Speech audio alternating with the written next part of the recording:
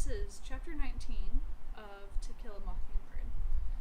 We've already had in chapters 17 and 18, we had Hecate, the sheriff, and Mayella Ewell testify. So in this chapter you're going to hear Atticus's witness, Tom Robinson. Tom Robinson reached around, ran his fingers under his left arm, and lifted it. He guided his arm to the Bible, and his rubber-like left hand sought contact with the black binding. As he raised his right hand, this useless one slipped off the Bible and hit the clerk's table. He was trying again when Judge Taylor growled, "That'll do, Tom." Tom took the oath and stepped into the witness chair. Atticus very quickly introduced him to tell us Tom was 25 years of age. He was married with 3 children. He had been in trouble with the law before. He had once received 30 days for disorderly conduct. "It must have been disorderly," said Atticus. "What did it consist of?" "Got in a fight with another man. He tried to cut me." "Did he succeed?" "Yes, sir. A little. Not enough to hurt. You see, Tom moved his left shoulder. "Yes," said Atticus. "You were both convicted?" "Yes, sir. I had to serve 'cause I couldn't pay the fine. Other fella paid his." Dill leaned across me and asked Jem what Atticus was doing. Jem said Atticus was showing the jury that Tom had nothing to hide. "Were you acquainted with Mayella Violet Ewell?" asked Atticus. "Yes, sir. I had to pass her place going to and from the field every day." "Whose field?" "I pick for Mr. Link Diaz." "Were you picking cotton in November?" "No, sir. I work in the yard, fall and winter time. I works pretty steady for him all year round. He's got a lot of pecan trees and things." "You say you had to pass the Ewell place to go to and from work. Is there any other way to go?" "No, sir. None that I know of." "Tom, did she ever speak to you?" "Why, yes, sir. I'd tip my hat when I'd go by, and one day she asked me to come inside the fence and bust up a chifferobe for her." "When did she ask you to chop up the chifferobe?" "Mr. Finch, it was way last spring. I remember it 'cause it was chopping time and I had my hoe with me. I said I didn't have nothin' but this hoe, but she said she had a hatchet. She gave me the hatchet and I broke up the chifferobe. She said, 'I reckon I'll have to give you a nickel, won't I?' And I said, 'No, ma'am, there ain't no charge.' Then I went home. Mr. Finch, that was way last spring, way over a year ago." "Did you ever go on the place again?" "Yes, sir." "When?" "Well, I went lots of times." Judge Taylor instinctively reached for his gavel but let his hand fall. The murmur below us died without his help. "Under what circumstances?" "Please, sir?" "Why did you go inside the fence lots of times?" Tom Robinson's forehead relaxed. "She called me in, sir. Seemed like every time I passed by yonder she'd have something for me to do. Chop in, kindle in, totin' water for her. She watered them red flowers every day." "Were you paid for your services?" "No, sir. Not after she offered me a nickel the first time. I was glad to do it. Mr. Ewell didn't seem to help her none, and neither did the chillun, and I know she didn't have no nickels to spare." "Where were the other children?" "They was always around, all over the place. They'd watch me work, some of 'em. Some of 'em 'd set in the window." "Would Miss Mayella talk to you?" "Yes, sir. She talked to me." As Tom Robinson gave his testimony, it came to me that Mayella Ewell must have been the loneliest person in the world. She was even lonelier than Boo Radley, who had not been out of the house in 25 years. When Atticus had asked had she any friends, she seemed not to know what he meant. Then she thought he was making fun of her. She was as sad, I thought, as what Jem called a mixed child. White people wouldn't have anything to do with her because she lived among pigs. Negroes wouldn't have anything to do with her because she was white. She couldn't live like Mr. Dolphus Raymond, who preferred the company of Negroes because she didn't own a riverbank, and she wasn't from a fine old family. Nobody said, "That's just their way," about the Ewells. Maycomb gave them Christmas baskets, welfare money, and the back of its hand. Tom Robinson was probably the only person who was ever decent to her, but she said he took advantage of her, and when she stood up she looked at him as if he were dirt beneath her feet. "Did you ever," Atticus interrupted my meditations, "at any time go on the Ewell property? Did you ever set foot on the Ewell property without an express invitation from one of them?" No, sir, Mr. Finch, I never did. I wouldn't do that, sir. Atticus sometimes said that one way to tell whether a witness was lying or telling the truth was to listen rather than watch. I applied his test. Tom denied it 3 times in one breath, but quietly, with no hint of whining in his voice, and I found myself believing him in spite of his protesting too much.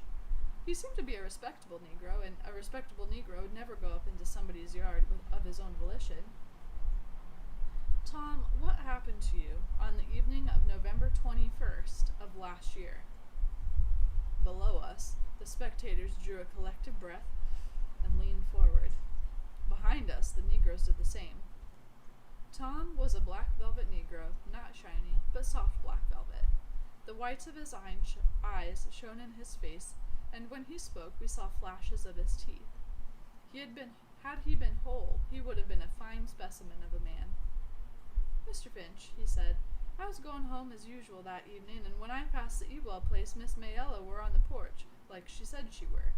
It seemed real quiet, like, and I didn't know why. I was studying why, just passing by, when she says for me to come there and help her a minute. Well, I went inside the fence and looked around for some kindling to work on, but I didn't see none, and she says, Now I got something for you to do in the house. The old door is off its hinges, and fall's coming on pretty fast. I said, You got a screwdriver, Miss Mayella? She said she sure had. Well, I went up the steps and she motioned me to come inside, and I went in the front room and looked at the door. I said, Miss Mayella, this door look all right. I pulled it back and forth, and those hinges was all right.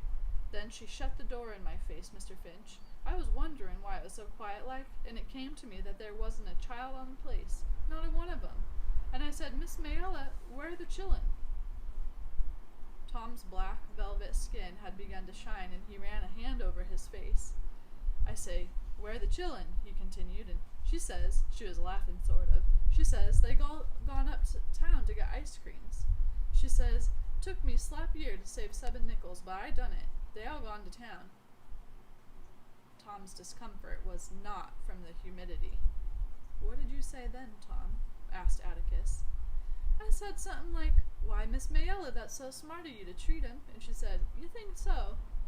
I don't think she understood what I was thinking. I meant it was smart of her to save like that, and nice for her to treat him. I understand, Tom. Go on, said Atticus. Well, I said I'd best be going. I couldn't do nothing for her, and she says, Oh, yes, I could. And I asked her what, and she says to just step on that chair yonder and get that box down from the top of the chifferobe. Not the same chifferobe you busted up, asked Atticus. The witness smiled. No, sir, another one. Most as tall as the room. So I done what she told me, and I was just reaching when the next thing I knows, she grabbed me round the legs. Grabbed me round the legs, Mr. Finch. She scared me so bad I hopped down and turned the chair over. That was the only furniture disturbed in that room, Mr. Finch, when I left it. I swear, 'fore God. What happened after you turned the chair over? Tom Robinson had come to a dead stop. He glanced at Atticus, then at the jury, then at Mr. Underwood sitting across the room. Tom, you're sworn to tell the whole truth. Will you tell it? Tom ran his hand nervously over his mouth. What happened after that? Answer the question, said Judge Taylor. 1/3 of his cigar had vanished.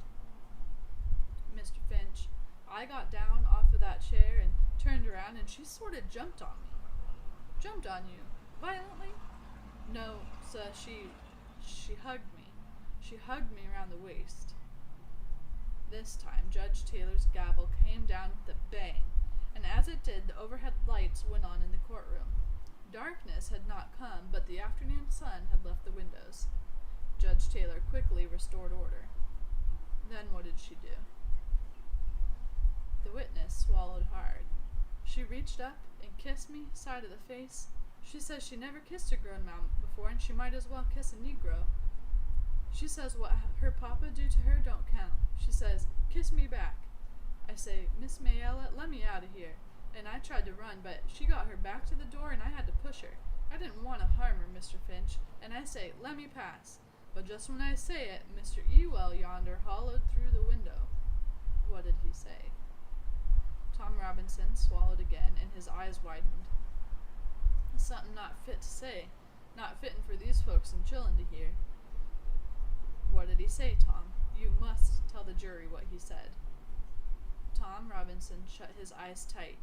He said, he says, "You goddamn whore, I'll kill you." Then what happened? Mr. Finch, I was running so fast I don't know what happened. Tom, did you rape Mayella Ewell? I did not, sir. Did you harm her in any way? I did not, sir. Did you resist her advances? Mr. Finch, I tried without being ugly to her, but I didn't want to be ugly. I didn't want to push her or nothing. It occurred to me that in their own way, Tom Robinson's manners were as good as Atticus's. Until my father explained it to me later, I did not understand the subtlety of Tom's predicament. He would not have dared strike a white woman under any circumstances and expect to live long, so he took the first opportunity to run, a sure sign of guilt. Tom, go back once more to Mr. Ewell, said Atticus. Did he say anything to you? Not anything, sir. He might have said something, but I weren't there. That'll do, Atticus cut in sharply. What did you hear? Who was he talking to? Mr. Finch. He was talking and looking at Miss Mayella. Then you ran? I sure did, sir. Where did you run? Why did you run? I was scared, sir. Why were you scared? Mr. Finch, if you was a Negro like me, you'd be scared too. Atticus sat down. Mr. Gilmer was making his way to the witness stand, but before he got there, Mr. Link Diaz rose from the audience and announced, I just want the whole lot of you to know one thing right now. That boy's worked for me for 8 years, and I ain't had a speck of trouble out of him. Not a speck. Shut your mouth, sir. Judge Taylor was wide awake and roaring. He was also pink in the face. His speech was miraculously unimpaired by his cigar.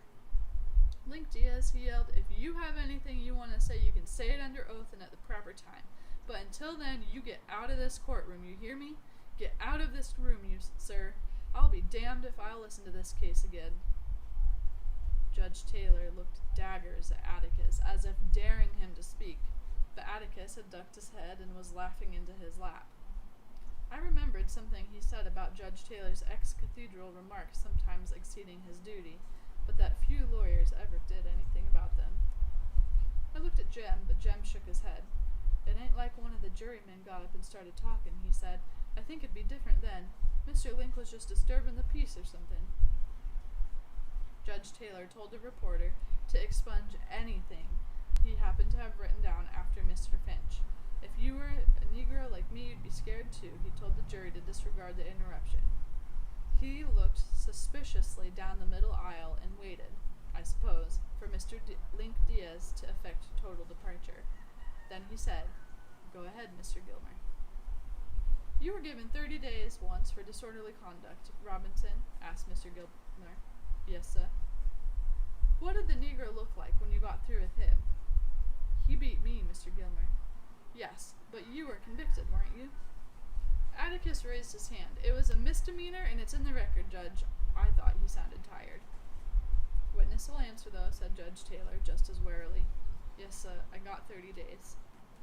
I knew that Mr. Gilmer would sincerely tell the jury that anyone who was convicted of disorderly conduct could easily have had it in his heart to take advantage of Mayella Ewell, and that was the only reason he cared. Reasons like that helped. Robinson, you're pretty good at busting up chifferobes and kindling with one hand, aren't you? Yes, sir, I reckon so. Strong enough to choke the breath out of a woman and sling her to the floor? I never done that, sir. But you are strong enough to? I reckon so, sir. Had your eye on her a long time, hadn't you, boy? No, sir, I never looked at her. Then you were mighty polite to do all that chopping and hauling for you, weren't you, boy? I was just trying to help her out, sir. That was mighty generous of you. You had chores at home after your regular work, didn't you? Yes, sir. Then why didn't you do them instead of Mrs. Ewell's? I done 'em both, sir. You must have been pretty busy. Why? Why what, sir? Why were you so anxious to do that woman's chores? Tom Robinson hesitated, searching for an answer. Looked like she didn't have nobody to help her, like I says. With Mr. Ewell and 7 children on the place, Well, I says it looked like they were never help or none. You did all this chopping and work out of sheer goodness, boy? Tried to help her, I says. Mr. Gilmer smiled grimly at the jury. You're a mighty good fellow, it seems. Did all this for not one penny? Yes, sir. I felt right sorry for her. She seemed to try more than the rest of them. You felt sorry for her? You felt sorry for her? Mr. Gilmer seemed ready to rise to the ceiling. The witness realized his mistake and shifted uncomfortably in the chair, but the damage was done. Below us, nobody liked Tom Robinson's answer. Mr. Gilmer paused a long time to let it sink in. Now, you went by the house as usual last November 21st, he said, and she asked you to come in and bust up a chifferub? No, sir. Do you deny that you went by the house? No, sir. She said she had something for me to do inside the house. She said she asked you to bust up a chipper-up, is that right? No, sir, it ain't. Then you say she's lying, boy? Atticus was on his feet, but Tom Robinson didn't need him. I didn't say she's lying, Mr. Gilmer. I say she's mistaken in her mind. To the next 10 questions, as Mr. Gilmer reviewed Mayella's version of events, the witness's steady answer was that she was mistaken in her mind. Didn't Mr. Ewell run you off the place, boy? No, sir, I don't think he did. Don't think? What do you mean? I mean, I didn't stay long enough for him to run me off. You're very candid about this. Why did you run so fast? I said I was scared, sir. If you had a clear conscience, why were you scared? Like I says before, it weren't safe for any Negro to be in a fix like that. But you weren't in a fix. You testified that you were resisting Miss Ewell. Were you so scared that she'd hurt you, you ran like a big buck, like you? No, sir. I was scared I'd be in court, just like I am now. Scared of arrest? Scared you'd have to face up to what you did? No, sir.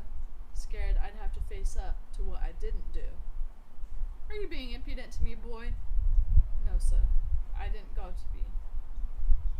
This was as much as I heard of Mr. Gilmer's cross-examination, because Jem made me take Dill out.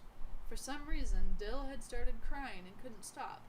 Quietly at first, and then his sobs were heard by several people in the balcony. Jem said if I didn't go with him, he'd make me, and Reverend Sykes said I better go, so I went. Dill had seemed to be all right that day. Nothing wrong with him, but I guess he hadn't fully recovered from running away.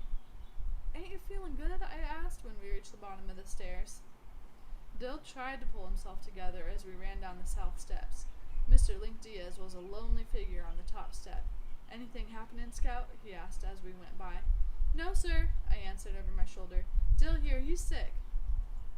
Come on out under the trees, I said. Heat got you, I expect. We chose the fattest live oak, and we sat under it. It was just him I couldn't stand, Dill said. Who, Tom? That old Mr. Gilmer doing him that away, talking so hateful to him. Dill, that's his job. Why, if we didn't have prosecutors, well, we wouldn't have defense attorneys, I reckon. Dill exhaled patiently.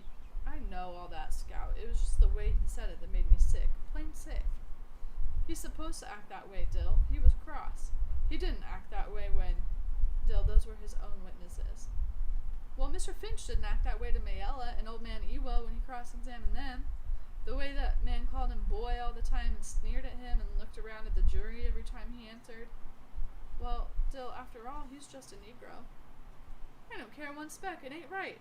Somehow, it ain't right to do him that way. Hasn't anybody got any business talking to him like that? It just makes me sick. That's just Mr. Gilmer's way, Dill. He'd done him all that way. You never seen him get good and down on one yet. Why, well, today Mr. Gilmer seemed to me like he wasn't half trying. They do him that way, most lawyers, I mean. Mr. Finch doesn't. He's not an example, Dill. I was trying to grope in my memory for a sharp phrase of Miss Maudie Atkinson's. I had it. He's the same in the courtroom as he is on the public streets. That's not what I mean, said Dill. I know what you mean, boy, said a voice behind us. We thought it came from the tree trunk, but it belonged to Mr. Dolphus Raymond. He peered around the trunk at us. You aren't thin-hided, just makes you sick, don't it? That's the end of chapter 19.